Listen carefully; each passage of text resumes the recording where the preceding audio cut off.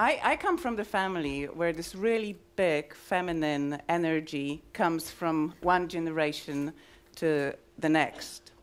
Well, I have two sisters, right? My mother has also two sisters. My grandmother had four sisters, so there were five of them altogether, right? And my great-grandmother had five sisters, so there were six of them altogether. Well, I have a daughter, right? And my younger sister has two daughters, right? Well, I'm the eldest, and the youngest sister, that is 15 years younger, she's just got married, but guess what offspring she's expecting? Right, so, well, as you can see, there are no boys, no men that are born into a family, right? Well, they are in the family, thank God they are in the family. Okay, well, it's really nice to have them. They come from outside. Well, we do invite them, right? Well, we love them, okay, we appreciate them very much, and we talk to them, we discuss them with them, we negotiate with them, right? And sometimes we marry them, sometimes we divorce them, right? Well, that's the way it is. It's life, right? This is the way it is.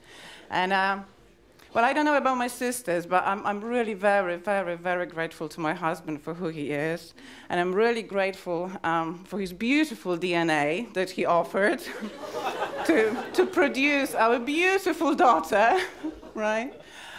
So this is really fantastic when I look at my daughter and when I see a part of my husband in her, right? But what I wanted to say is that this is a very, very feminine family, and you can feel this energy run in the family. And when you approach the family and when you are with us, you can see this energy buzzing in the family. And of course, the stories are different, right? My story is very much different to my mom's story, right? It's different to my sister's stories, and it's just the same generation, right?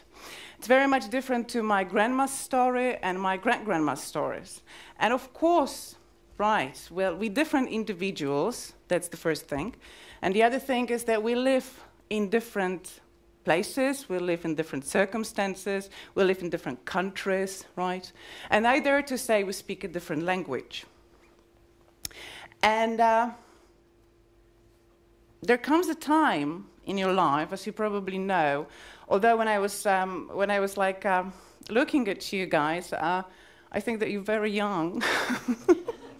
Well, I'm feeling a bit like a dinosaur here because I'm about 41, right? So you seem really so young to me, right? But it's so beautiful to be in this energy, this really youthful energy, right? And it's really great. So thank you very much for having me here. But what I wanted to say is that there comes a moment in your life when you ask yourself that question, and that question is the one that I've just had here. And where is this one? How is this clicking? Can I have my question?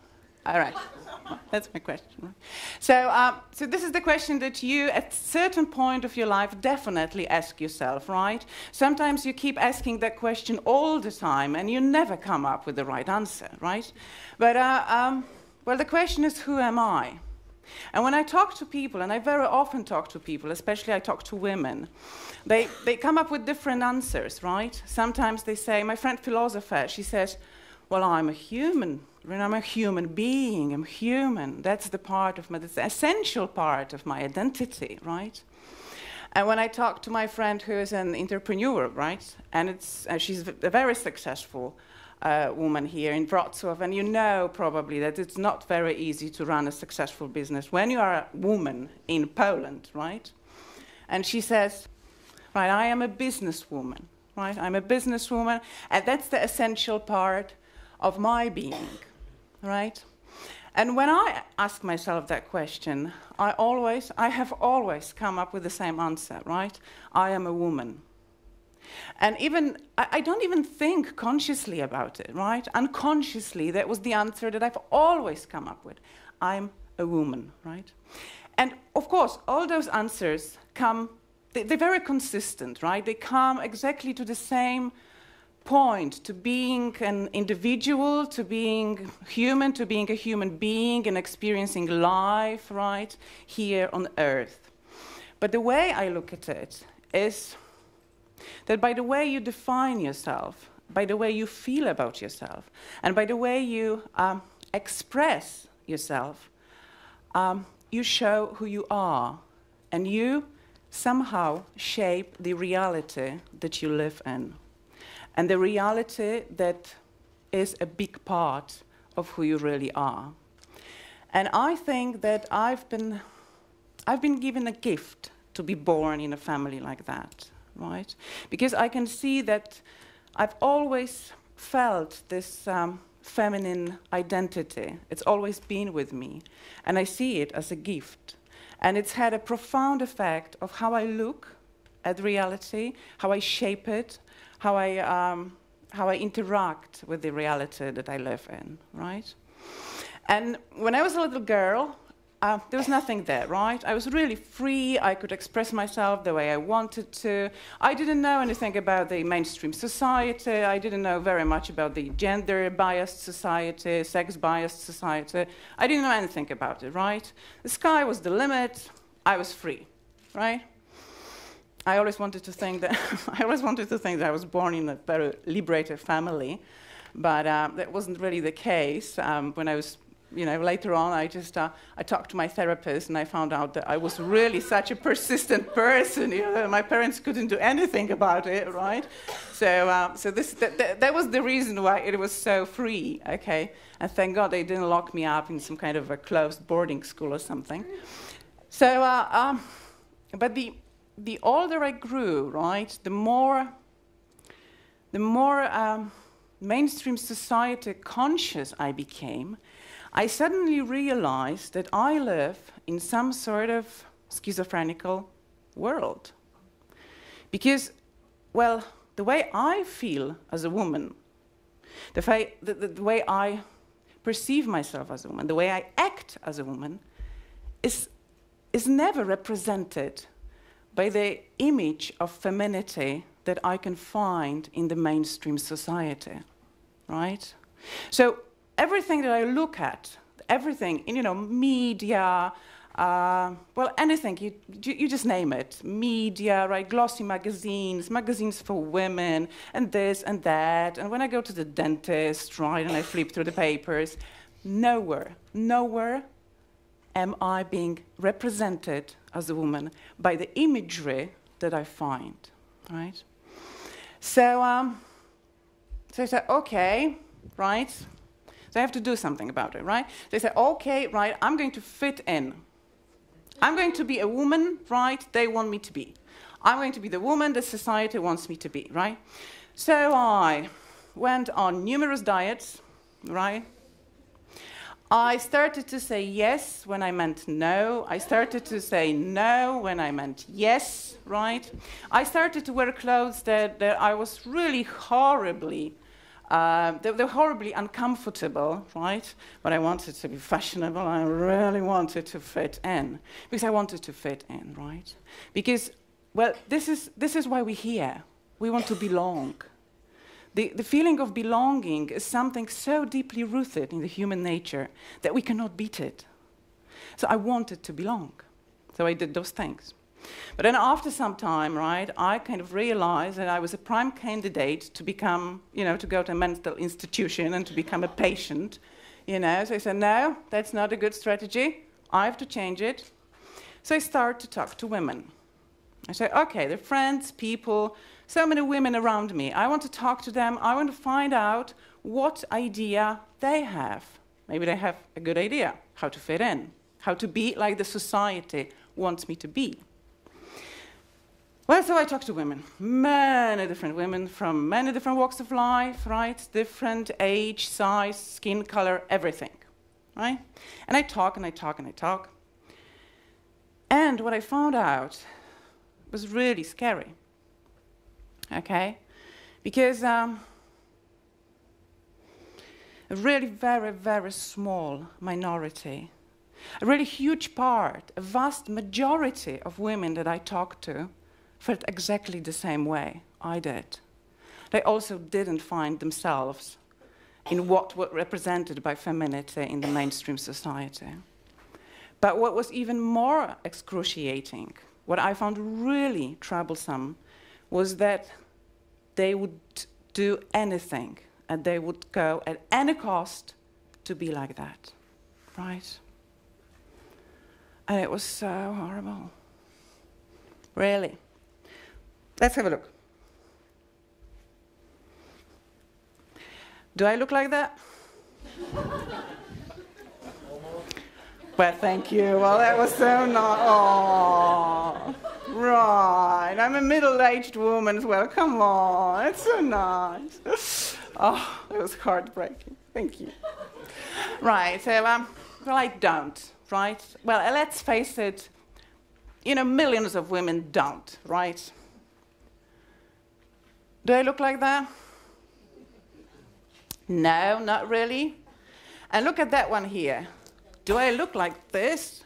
Do you girls do like this? Like, is there? I mean, come on. I mean, guys. I mean, that's so fucking uncomfortable. Like, how can? Right, and even if I wanted to look like that, I'd never ever look like that. Okay, it's not in my genes, right? I don't look like that. I never ever, right? Okay. Do I look like that when I cook? Well, no, I don't. Okay, and I don't know anybody who looks like that when they cook, right? Well, not to mention the clothes, right? I would never, ever put a dress like that. It costs like billions of, I don't know, zlotys, of pounds, of euros, or something, to be that messy, okay? Oh, is that my idea of life? Well, not really. I don't know if you see that. Well, this is something, you know, when you look at it, right, at first, it doesn't seem so disturbing. But when you look at that, well, she is closed in that box, right, in that cubic.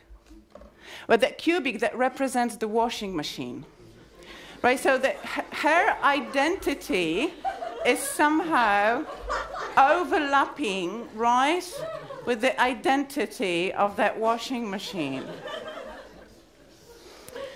Well, my identity, you know. But it's definitely, I cannot even equate with the washing machine, you know. Okay, so, and this is not something that I dream of. Never, ever, right? I do the washing, thank God washing machine exists, right? You stick it in, you stick it out, and it's great, okay? But I would never, ever even think about thinking about the washing machine, right? Of course I am exaggerating at the moment, right? And I'm definitely exaggerating, okay? But well, the studies show that those are the main representations of femininity in mainstream society, okay? And do you relate to that? Well, I don't. And there are a lot of women who don't either. So I started to think about it, and I wanted to do something about it. And I decided, because I have a degree in photography, right? I decided to show femininity the way it is. But I didn't want to take it that easy. I wanted to show femininity the way it is, but I also wanted to touch the taboo areas in femininity that we have so much problems facing, and that we have so much problems like taking in, really, taking in, right? So, right, so here it comes, like, be ready, guys. Here we are. Right, so, well, as you can see, that's a woman, there's no doubt about that, right? Well, she's a breast cancer survivor, as you can see. She's had mastectomy, as you can see, right? She's definitely beyond size 38, as you can see. She's not young. She's over 50, right? And she doesn't have long, blonde, curly hair. But just think, just look at that image, and try to put aside all the conditioning that you've undergone.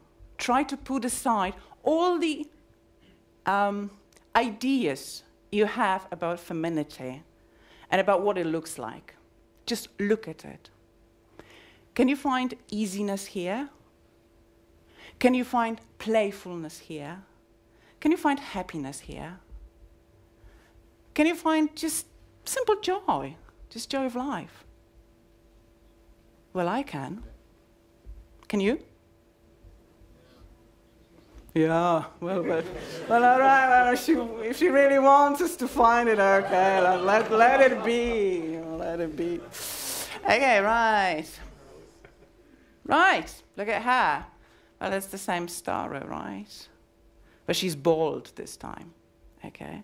She's had chemotherapy, as you can see, and she's got no hair, temporarily. But here, right? Can you find courage here? Can you find bravery? Can you find strength? Can you find passion? Can you find just zest for life? Well, I can. Moreover, I find it much more beautiful than what we've seen before. Right. Look at those. Well, those are sisters. Right? Those are sisters. So one cannot tell me that they have problems with overeating, with being greedy, with not taking care of their diet, not exercising enough, not doing sports, you know. You cannot tell it because they're sisters. Their build is equal. They have those type of genes, right? They're just big by nature, right? Can you find joy? Can you find light? Can you find playfulness? Well, look at them. I want to laugh when I look at them. It was so much fun photographing them. They had so much, you know, power and so much femininity that it was expressed everywhere when we were doing that session, right? And those two, I wanted to show you those because those would be, for me, really beautiful examples of maternity, right? And in those ways, you know, in those ways, those girls, right here, girls, here are teenage women, right? The way they relate to the mother, right? Can you find, again, strength, boldness, right? Can you find this? Look at the eyes. Look at the eyes of the eyes of those girls here. The one that is older, that is on the left-hand side, right? She knows what suffering is. She knows exactly, because she's been there. She's been there with the mother, right? That one's a bit younger. She didn't know very much when the mother was fighting the cancer. Look at that one, right? She's a teenage girl. She was really shy at the very time that we were doing that session, but she wanted to have that shot with the mother. She really wanted to have it that much. And that woman actually died. Some years later, the girl called me and she said that it was the most fantastic photo she's ever had with the mother, right? So look and feel that energy, because it's not about it's about energy, it's about how you feel about that. And by the way you look at it, you can feel that. You can feel that energy running. Well, I can. And that you know, that imagery, that way of showing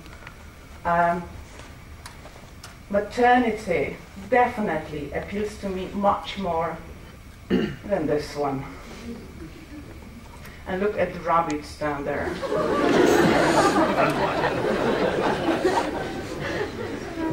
Okay, so well, this is it, right? Sometimes people say that the women that I photograph are extremely courageous, you know, that they have courage.